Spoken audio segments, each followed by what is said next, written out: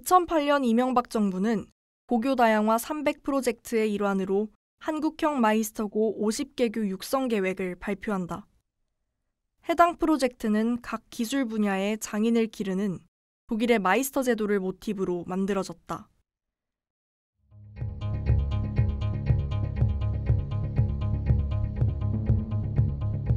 그러나 한국과 독일, 두 시스템 간의 유일한 공통점은 교육비 전액 무료뿐이었다. 한국형 마이스터는 학교 교육에서 필수적으로 다뤄야 하는 경영, 법률, 그리고 직업훈련에 관한 교육과정이 부재했다. 중도 실용 서민 행보를 강화하고 있는 이명박 대통령이 실업계 모교를 찾았습니다. 청년 명장을 키우는 마이스터 고등학교가 야심차게 문을 열었습니다. 이명박 때 그런 취업률을 극대화시켜서 그렇게 했다는 거의 팩트는 맞지만 사실 그래서 더 많은 아이들이 다치거나 죽긴 했지만 그 전에도 사실은 굉장히 많은 아이들이 죽거나 다쳤어요. 현장 실습에서 취업하는 파이가 커지니까 사람들이 많으니까 그 산업재해는 비율에서 나오거든요. 만약에 100명 중에서 1명이 다치거나 죽으면 1000명을 집어넣으면 10명이 죽어요. 왜냐면 시스템이 바뀌지 않았기 때문에. 개선점을 어떻게 해야 되는 고민은 저는 사실은 극단적인 건데 현장 실습 제도가 없어져야 된다고 생각해요. 허술한 교육과정 안에서 학생과 노동자, 그 경계에 놓인 직업계고 고등학생들. 성내방송국 보도부 경계의 청년들 팀은 그들의 목소리에 유일하게 귀 기울이는 어른들을 만나봤다.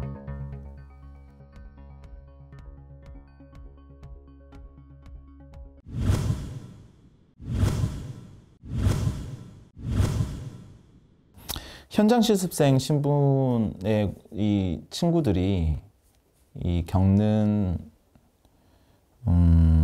경험들은 일반 노동자들의 경험과 많이 닮아 있기도 하고 또 특수하기도 한 것 같습니다. 어떤 점에서 특수하냐면 여러 가지 차별이 복합적으로 나타나는 것 같아요. 좀 더 차별이 강화되는 것 같습니다. 가장 큰 건 일단 나이와 관련된 거고요. 어리고 미숙하다. 그리고 특성화고라는 학력과 관련된 차별도 존재합니다. 고등학교만 나와도 사회생활 하는데 걱정이 없는 나라가 진짜 선진국입니다. 대학은 사실 학문을 하는 곳이잖아요. 예, 취업을 하기 위해서 대학을 가는 건 무언가 사회적으로 교육이 잘못되어 있다. 취업을 하기 위해서 대학 졸업장이 반드시 필요한 이런 사회는 뭔가 기형적인 사회라고 생각을 합니다. 각자의 일터에서 각자의 문제를 직면하기 때문에 우리가 뭐 일하다가 어떤 곤란한 상황에 처하면 이게 내가 잘못해서 그런 건가? 이런 자기 탓을 우선적으로 하게 되잖아요. 그랬을 때 혼자 고립돼 있으면 이게 정말 이 구조적인 원인에서 비롯되는 어떤 문제라는 것을 인식하기 굉장히 어렵죠.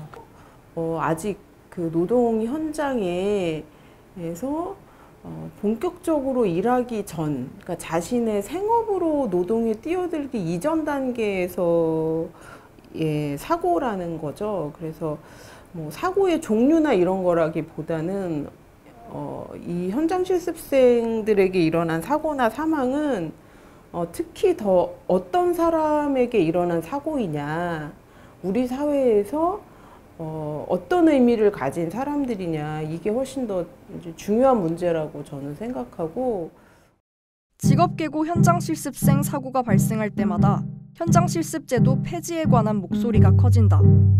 안전한 현장 실습 환경을 만들기 위해 가장 실효성 있는 대책은 무엇일까? 지금 이제 현장 실습 제도 얘기가 나오면 이제 폐지를 강하게 주장한 쪽과 현행 유지를 강하게 주장한 쪽이 두 그룹으로 나뉘거든요. 그게 마치 대립되는 것처럼만 이제 언론에서 많이 주목을 하는데, 이 얘기들을 가만히 듣고 있으면 사실은 똑같은 얘기하고 있는 거거든요. 이걸 유지해야 된다는 측에서도 뭐라고 하냐면 지금 그대로 가자라고 절대 얘기하지 않아요. 개선할 여력이나 아니면 의지가 없다면 차라리 폐지해라.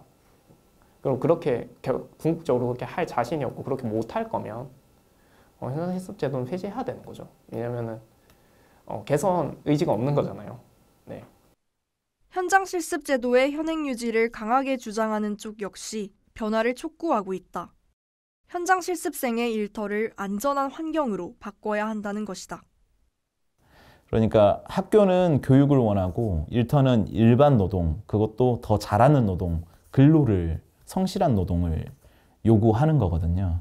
그런 간극들이 해결되지 않으면 사실 이 제도를 통해서 만나는 모두가 만족도가 낮을 수밖에 없다고 생각합니다. 실제로 이런 만족도를 높이고 현장 실습 제도가 제대로 이루어지려면 일터의 경험, 일터에서 정말 제대로 된 경험과 성장의 경험을 할 수 있느냐, 이런 부분에 좀 초점이 맞춰져야 된다고 생각합니다. 정부는 3년 전 기술광국 코리아를 이끌고 많은 기업이 선호하는 기술 인재를 키우고자 마이스터고를 세웠습니다. 정부나 이런 데서 푸시가 들어와요. 중소기업 같은 경우도 어느 정도 그거를 맞춰달라고, 아이들 특성하고 현장 실습 애들을 맞춰달라고. 이명박 정부 때는 게 굉장히 심했죠. 애가 혹시나 잘못되면 회사가 망하거든요. 진짜 망하거든요. 뭐 노동부, 뭐 교육부 막 다 들고 일어나가지고 하기 때문에, 사회적 이슈가 되기 때문에. 그러니까 두려우니까, 그리고 뭐 시켜도 제대로 못한다고 생각하니까 아침에 이제 소파에 출근해서 소파에서 퇴근하는 거예요. 그런 친구들도 굉장히 많이 있어요. 근데 그런 제도가 굳이 있어야 될까 하는 의문이 드는 거죠. 저는 사실은 단호하게 없애는 게 맞지 않을까 하는 생각이 들어요. 그러니까 청소년들이 이제 현장 실습에 그 일하는 조건이, 노동 조건이 굉장히 열악한데, 이거는 이 아이들이 청소년이기 때문에 막 겪는 게 아니라 우리 한국 사회의 노동 조건 자체가 굉장히 열악하고, 이 아이들이 청소년이라서 당했다기보다는 전반적으로 우리의 노동 조건이 안전하지가 않은 거죠. 2016년부터 2021년까지 현장 실습 도중 다치거나 숨진 직업계고 학생은 모두 58명이다. 그러나 근로복지공단은 지난 10년간 현장 실습생의 산재 사례를 단 한 건도 집계하지 않았다. 산재 판정 보상 주무기관이 사고 현황조차 제대로 파악하지 못한 것이다. 가끔가다 들을 때도 되게 놀라는데, 왜냐하면 계속 사회적으로 이제 사고가 났다, 뭐 이제 실습생이 사망했다 이런 기사가 나니까 노동부에서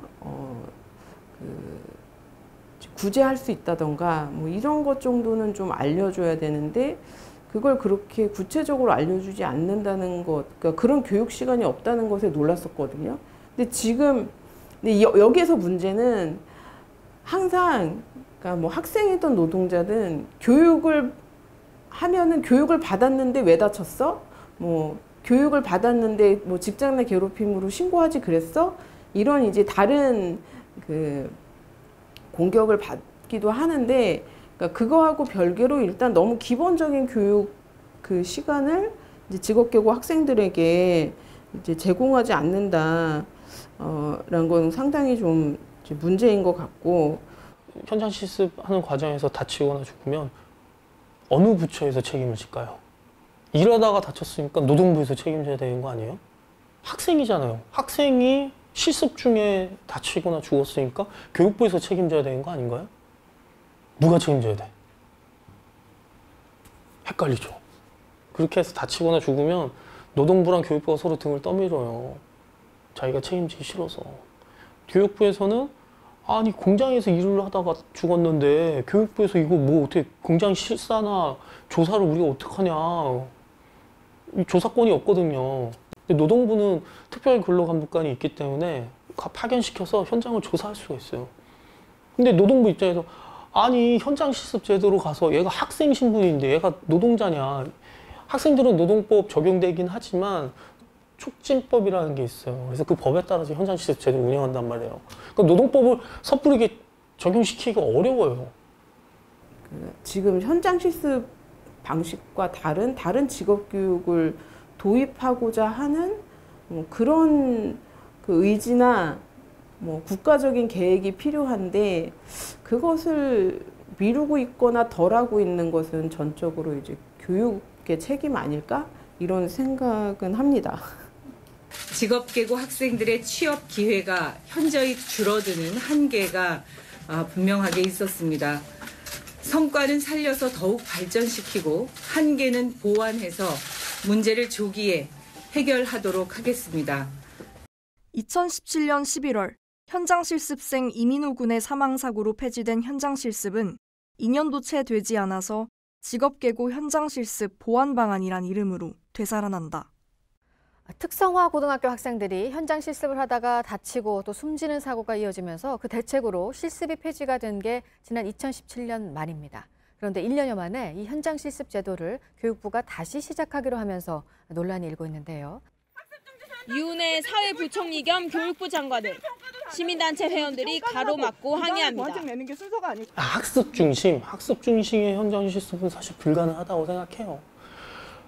실제로 우리가 죽음을 접하는 아이들, 그런 아이들은 사실상은 좀 그런 열악한, 취약한 중소사업장들에서 대부분 그렇게 사고가 발생해서 죽거나 다쳐요.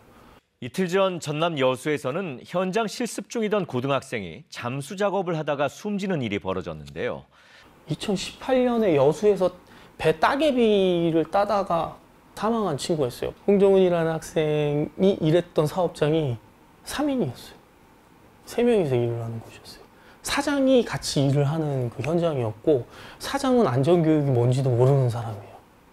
그냥 무게 취해가지고 들어가서 따개비 배 안에 있는 배 밑에 붙어있는 따개비 따라고만 얘기한 거예요. 안전교육을 받는 것도 없고 기술을 가르쳐주는 것도 없어요. 당연히 이 사장은 그냥 현장 실습 아이를 뽑는 거예요. 어차피 기술을 가르쳐줄 기술도 없고 그냥 조수 역할로만 일을 하면 되는 역할이니까 인건비를 저렴하게 사용하기 위해서 아이들을 이용하는 거죠. 근데 이런 게 홍정은 학생밖에 없을까? 엄청 많이 있을 거란 말이에요. 제가 만났던 그런 중소기업 사업장 사장님 같은 경우 성장시켜 보겠다고 의지를 갖고 있는 그런 사장도 있는데 전 그거 굉장히 지엽적이라고 생각해요. 전체적인 우리 시장에서나 산업에서 바라봤을 때 그런 분들은 상당히 부족하다고 생각해요. 그렇기 때문에 지금 현실로서는 어렵다고 생각하죠. 교육부와 고용노동부가 책임을 회피하는 동안 직업계고 현장 실습생들은 여전히 현장에서 방치되고 있다. 그들을 위험으로부터 보호하기 위해서는 어른들의 지속적인 관심과 공감이 필요하다. 훨씬 더 전문성을 갖춘 그런 직업인이 되기 위한 교육이라고 하는 거는 지금 교육부, 교육 당국이 국가적으로 더 많이 돈을 들이고 시스템을 만들고 해야 되는 문제인데 그것은 사회적으로 관심이 덜하고 이 특성화고에 가는 그리고 특성화고에 학생들을 보내는 부모나 가족들의 어떤 사회적인 목소리가 더 커지기 전에는 사실 이제 그렇게 되기는 어려울 수 있잖아요. 사실 사회적인 노력이나 이 인식을 개선할 수 있는 방법 중에 가장 큰 것은 저는 언론이라고 생각합니다. 예, 언론의 역할이 크다고 생각하거든요. 여러 사례를 들 수 있겠지만 사람들이 사실 아까 제가 말했던 나의 경험과 함께하는 경험을 할 수 있는 것 중에 하나가 사실 대중미디어, 언론이잖아요. 그 언론을 통해서 접하는 사실과 어떤 경험들이 어떤 한 부분에 대한 인식을 만들거든요. 저는 대중들이 왜 그걸 외면하고 관심을 가지지 못할까는 어쩔 수 없다고 생각해요. 대중들은 원래 그런 습성을 갖고 그런 성격을 갖고 있는 집단이라고 난 생각해요. 다만 그런 대중들의 의식을 이런 쪽으로 계속 관심을 갖게끔 유지시켜주고 전환시켜줄 수 있는 곳이 저는 지식인 사회라든가 그리고 언론이라고 생각해요. 앞으로도 좀 이런 일이 터졌을 때는 언론에서 좀 더 제대로 된 역할을 한다면 이런 일이 적어도 반복되지 않지 않을까.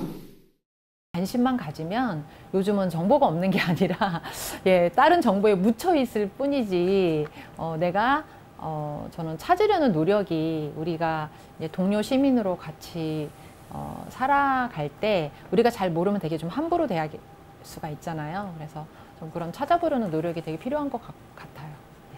그러니까 우리가 뭐 시험을 칠 때 시험 범위를 정확하게 공부하는 것처럼 그들을 정확하게 알아가는 과정이라고 저는 생각을 하고 결국에는 이제 당사자들의 이야기에 우리가 더 귀를 기울이고 그들이 좀 더 안심하고 좀 신뢰를 가지고 이 문제가 해결될 수 있겠다라는 신뢰를 가지고 이제 발언할 수 있도록 그런 분위기를 만들어줘야 된다고 생각을 하는데 우리 사회는 그러니까 당사자의 이야기나 어떤 그들의 문제에 대해서 좀 더 그들을 존중하는 태도에 대해서 더 많이 고민해야 되지 않나. 그리고 나아가서 정책적 파트너로 그들을 어떻게 좀 함께 참여시킬 수 있을까에 대한 고민을 좀 해야 되지 않나.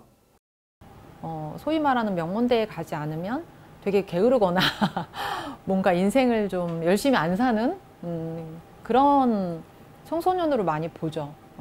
그래서 뭐 불행한 일을 당해도 좀 어쩔 수 없는 거 아니야? 너가 노력 안 했잖아. 이런 식의 능력주의 사고가 있는데 타인의 아픔에 대해서 좀 공감할 수 있는 고통 감수성이 있어야 되는 거예요. 특성하고 현장 실습을 나가서 괴롭힘을 당했다 이러면 사람들이 아 나는 저런 일 안 당하고 싶어. 그럼 더 공부 열심히 해서 좋은 대학 가서 좋은 회사 가야지. 이렇게 자기 안전을 지키려고 하는데 몇 달 전에 이제 그 서희 초등학교에서 선생님도 그 학부모의 괴롭힘에 의해서 스스로 목숨을 끊은 일이 있었잖아요. 그러니까 안전한 일터가 없다라는 거예요. 우리나라의 대부분의 사장님 또는 노동자 모든 구성원들이 자본주의의 규칙인 노동법을 또는 노동인권 감수성을 전혀 느끼지 못하거나 잘 모르고 있다고 생각합니다. 그래서 그런 부분을 교육하고 함께 경험할 수 있는 사회적인 노력이 필요하다라는 생각을 하고 있고요. 지극히 극심한 이 경쟁 사회에서는 내 개인의 경험이 내 개인의 경험으로 갇히는 꼴이 되어서 나만 잘 살면 대로 끝나는 경향이 있거든요. 그런 부분들을 극복하려면 좀 더 조직화되고 함께 이 경험을 나눌 수 있는 모임의 장들이 더 많아져야 된다. 왜냐면은 다른 삶보다 유독 이제 직업계고 졸업 또는 이제 현장 노동 하는 분들이 좀 그런 어떤 부정적인 시그널을 많이 받거든요. 그러니까 나는 내 일을 열심히 하는 거 외에도 나를 방어할 뭔가 태도를 계속 취해야 되는 거예요. 저는 최근에 이제 자기소개를 하면 안녕하세요 24세 고졸무직 허태준입니다 이렇게 얘기를 하는데 고졸, 무직, 미필, 모쏠 이런 단어들이 우리 사회에서 진짜 많이 부정적으로 쓰이거든요. 이 단어들의 공통점은 마땅히 해야 될 일을 제때 하지 못한 사람들. 사실은 그런 어떤 편견이나 어떤 그런 태도를 바꿔야 되는 건 그 사람들의 몫은 아니라고 저는 생각을 해요. 오히려 이제 그 더 힘 있는 사람들이 해야 될 일들이고. 내가 막 요리조리 저 지옥에 나는 떨어지지 않겠어 라는 식의 그냥 회피와 방어, 무관심보다는 누군가가 죽어나가는 사회에서는 나도 안전하지 못하다라는 경각심을 갖고 이런 노동 문제에 관심을 갖는 것이 되게 중요하다 생각합니다. 대학에서 졸업을 하고 처음 사회 초년생으로 일터에 나아간다면 이 친구들이 경험하는 것과 다를까요? 다르지 않을 겁니다. 일터는 바뀌지 않고 있고 여전히 일터에서는 무수한 위협들이 존재하거든요. 그런 지점들이 개혁되거나 아주 근본적으로 바뀌지 않는다면 사실 이런 인터뷰는 수없이 반복될 겁니다. 여전히 세상은 착하게만 산 자에게 호의적이지 않다. 그러나 우리는 오래 함께 갈 수 있는 길을, 함께 고민할 수 있는 사람의 존재만으로 세상을 살아갈 가치를 느낀다. 세상엔 그리 나쁜 어른들만 있는 건 아닐지도 모른다.